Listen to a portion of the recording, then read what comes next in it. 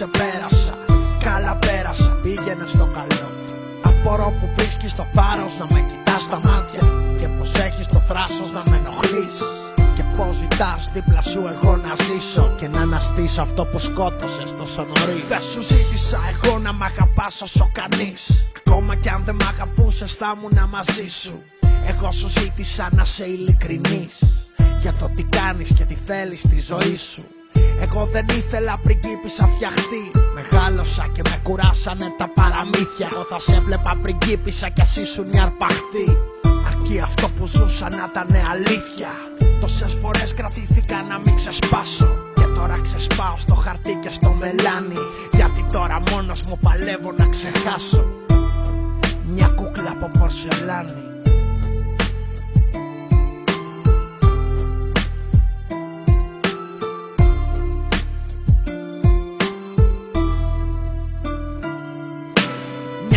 Μαγευτική, ψευτική, την περιβάλλει μια κρύα πορσελάνη, πάντα χαμογελαστή και σκεπτική, που κάποτε δώρο μου την είχες κάνει. Μια κούκλα μαγευτική, ψευτική, που τα μάτια της κοιτούσαν το ταβάνι, που ποτέ της δεν έσπασε τη σιωπή, ίσως γιατί είχε μια καρδιά από πορσελάνη.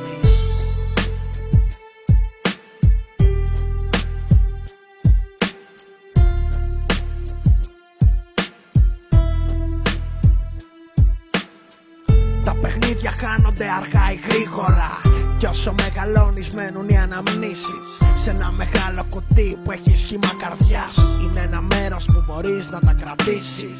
Πολλές φορές κάποια από αυτά πονάνε, αλλά σου θυμίζαν πράγματα κακά και τα έχεις συγχαθεί. Κράτα αυτά που στα χαρίσανε ανθρώποι που κάποτε σ' αγαπούσαν και τώρα έχουνε χαθεί, και κάθε εμπόδιο σε καλό στη ζωή σου. Εύχομαι εκεί που είσαι να χαμογελάς, κι όταν κάποιος άλλος έρθει και σε βγάλει από το κουτί σου, να σπάσεις τη σιωπή σου και να του μιλάς, να σε κρατήσει, να χτενίσει τα μαλλιά σου, να είσαι όμορφη και πάλι όπως παλιά, να ξεσκονίσει τα πορσελάνινα μαγουλά σου και να σε πάρει μια αγκαλιά, και να μην ξαναγυρίσεις πίσω στο κουτί σου, να σου φοράει φορέματα φωτεινά, μέσα στα μάτια σου να βλέπει την ψυχή